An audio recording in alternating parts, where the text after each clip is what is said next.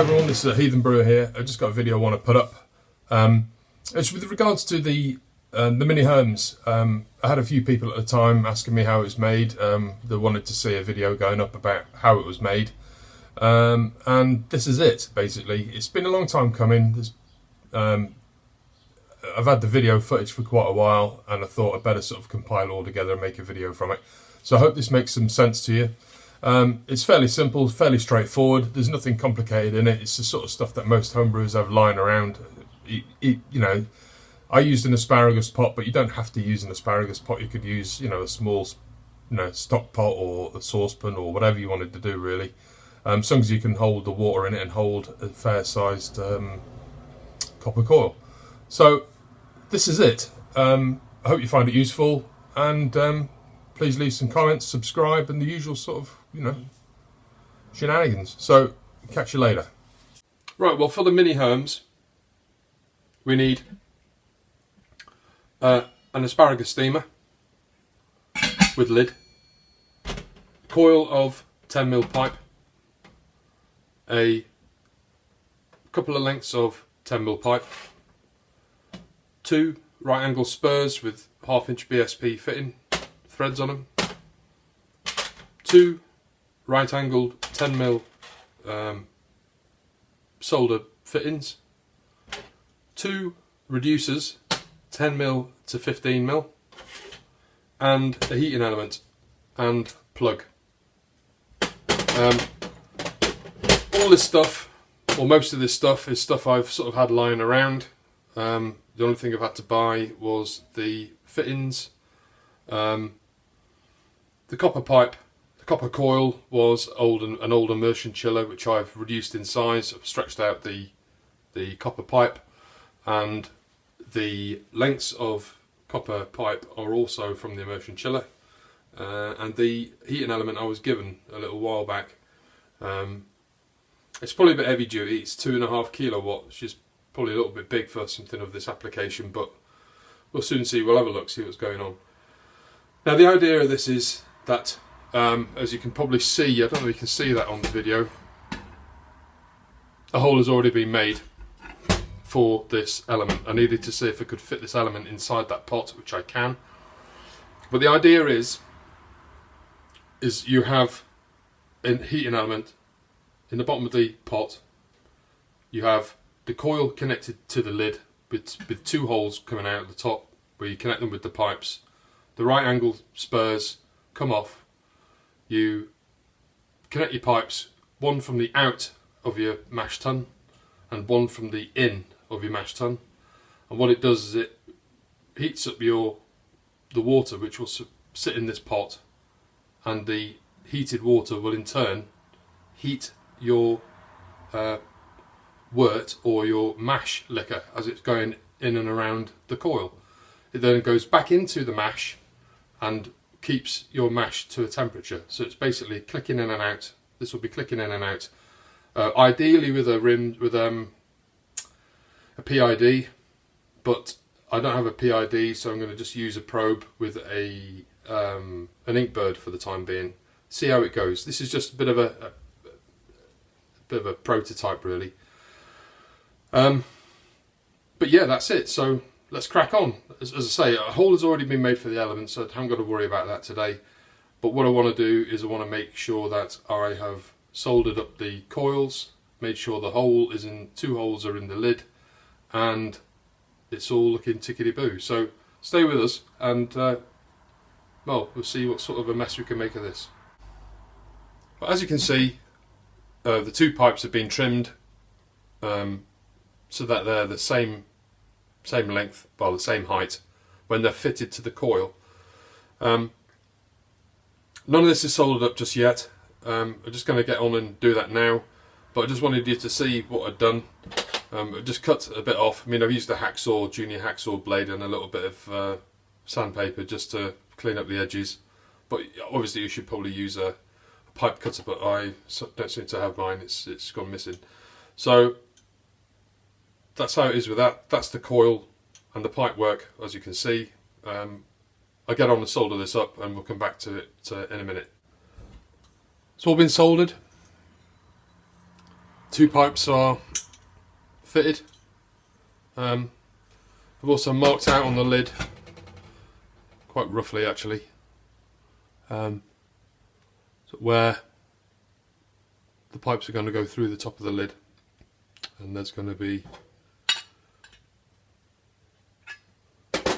the angled fittings going on the top. So I'm going to get on, I'm going to cut the hole in these, and then we'll get on to the fitting bit of it, which should be sort of looking a bit more promising. So let me get these drilled and I'll meet you back here. The cutting of the holes is done. I used a drill, stepped up on the drills until I didn't have a drill big enough. Then I finished off the sizing with a tungsten carbide burr. Put it on my Makita drill and it just chews through it, so it's, you know, it's pretty good. I've done all my holes on all my pots, and so this pot for the hole for the element was no different, and it seems to do quite a good job. Now I'll give you an idea of how it's going to fit together. Obviously we don't need these compression fittings on the top because we've got the angled barbs, but that goes in like that on the top, then that goes in on top of it like that, and that'll pinch down. Now there'll be obviously some thread tape on there as well, and we'll be looking at something like that on both sides.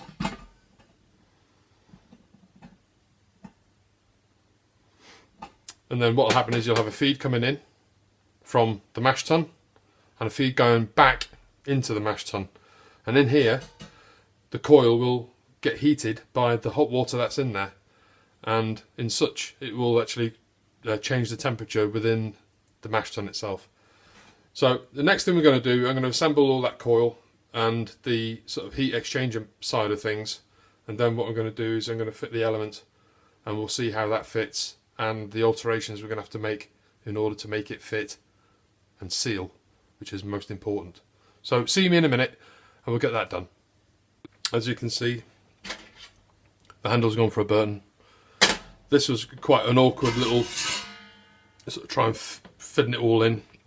Obviously because the top of the lid is chamfered, it makes these pipes hard for them to sort of locate into any sort of particular, in any particular way. You'd have to sort of account for that, and I didn't, and there's a bit of a bind, but it's all in and it's all there and it fits with the lid down. So success. So what I'm going to do now, I'm going to fit the element, which is another task in itself, obviously because the diameter of the pot isn't as much as it would be for a kettle, so it's not as shallow, it's quite an acute sort of circle.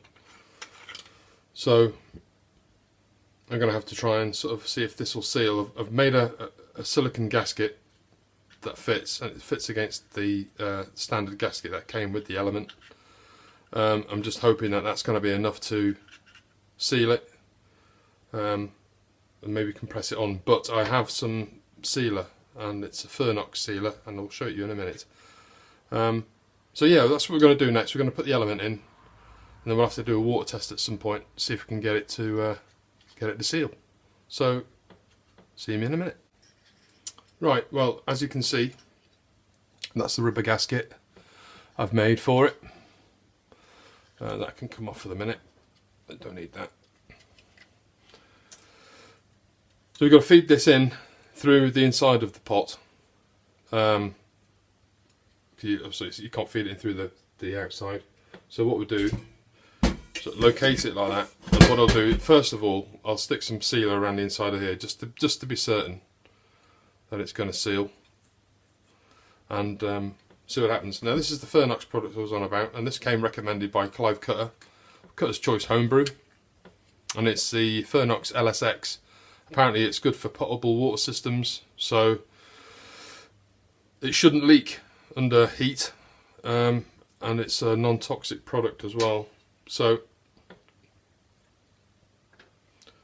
we'll just put a bead of that on this gasket face here.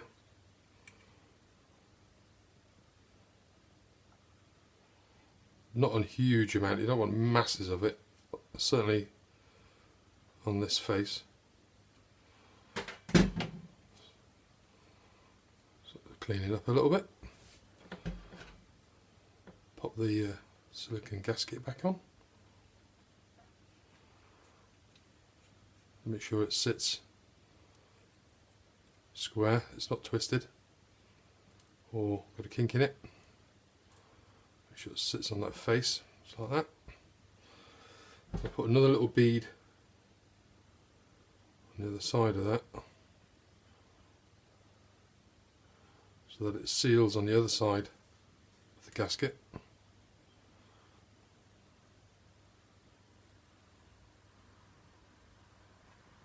Just like that. We'll clean all that off in a minute. Get that big bit off.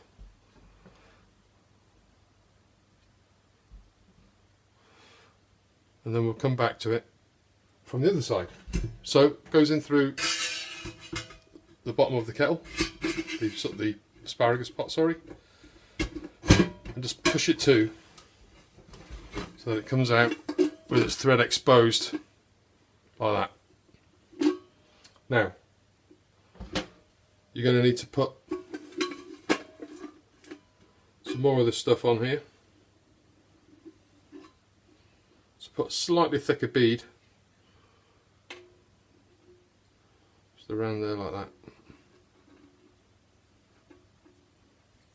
that, so that this nut has something to screw against, and then just screw it down, making sure obviously that that's sitting square. Just give yourself a little bit of tissue, bit of kitchen paper.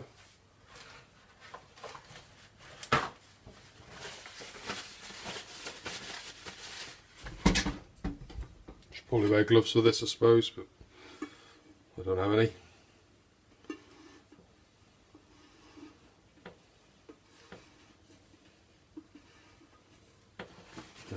Use that just to give you a bit of extra purchase on this nut.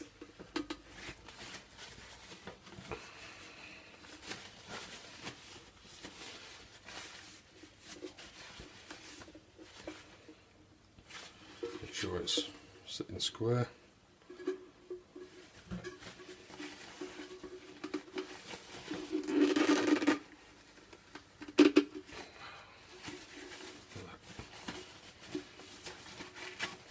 Now I think whether you can see it on there on the video, it's actually put a slight flat on the pot itself, and it's actually extruded. I don't know if you can see in there, all that down there, it's actually extruded a lot of that sealer into the pot. So I'm happy with that. I think that's a pretty good seal. It's probably about as good as you're going to get.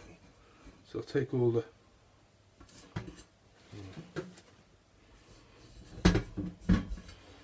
excess off of that. We'll come back to that in a bit.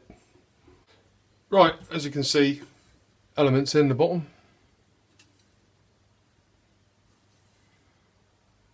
Put it in nicely, so finish off quite nicely. Put a little bit of water in there, as you can see, rolling around, just to see if it actually seals. It seems to seal quite well.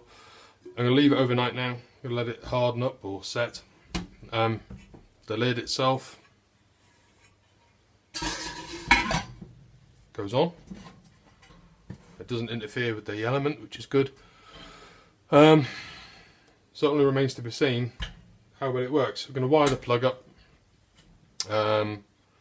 and then we'll see if it's watertight, and then we'll see what it's like in action tomorrow. I've got a brew day I've got planned tomorrow. I might use it with that. Might use it, see how it gets on. Yeah, should be good. So, see me in a bit. We'll let that all go off, and then let's see if we can test it out a little bit.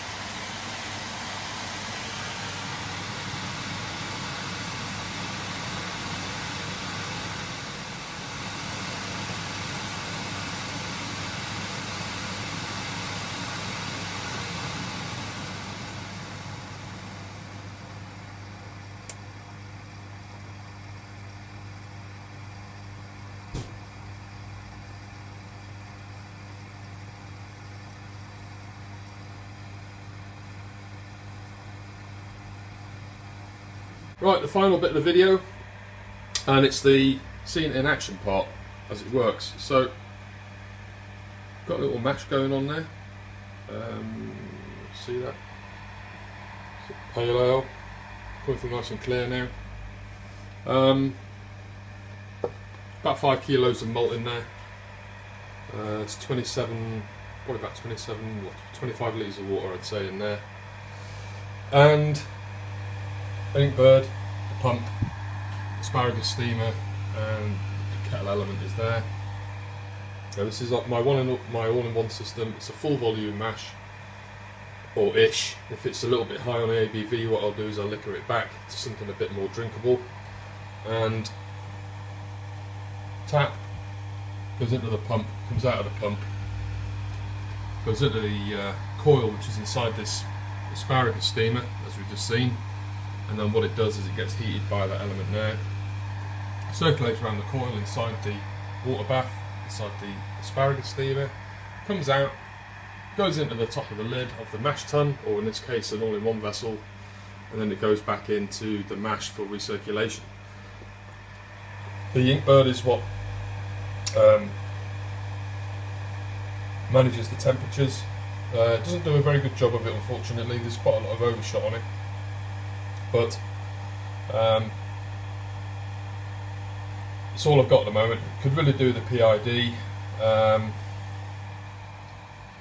just to sort of manage the heat side of it. What it does is it manages the element by as it gets close to its designated temperature, it begins to reduce the power going in, and then pulses the power as it gets closer to it, so that you get a better delivery of power and a more accurate delivery of power, which gives you a better and a more accurate temperature because of it. So just wait to see if this drops down. Don't think it will, so I might come back to that in a minute. See in a minute. Well, I hope you found that of some use to you. So it's not a hard system to compile. In fact, it's fairly easy if you've got those sort of things knocking around. Most people have got an old wort chiller, or a heating element. You could use a kettle element. It doesn't matter. It doesn't have to be an element as big as that. You could just use, one of those cheapo Asda's or Tesco's kettles, and just rip it apart, take the element out, and use that like people do for boilers. So it doesn't have to be expensive. It doesn't have to be complicated, really. I think probably the most complicated thing that's going to probably come out of this will be the PID. Obviously the inkbird has got its limitations. You're sort of, it's always a bit of a, you always seem to be outside your sort of temperatures, really. You've got to sort of try and make an accommodation for it somehow. So that'll be probably another video for another day, but just to give, that was just an idea, just to give you how it works, and it works quite well, to be honest. Yeah, so hope you found it useful, and keep on brewing.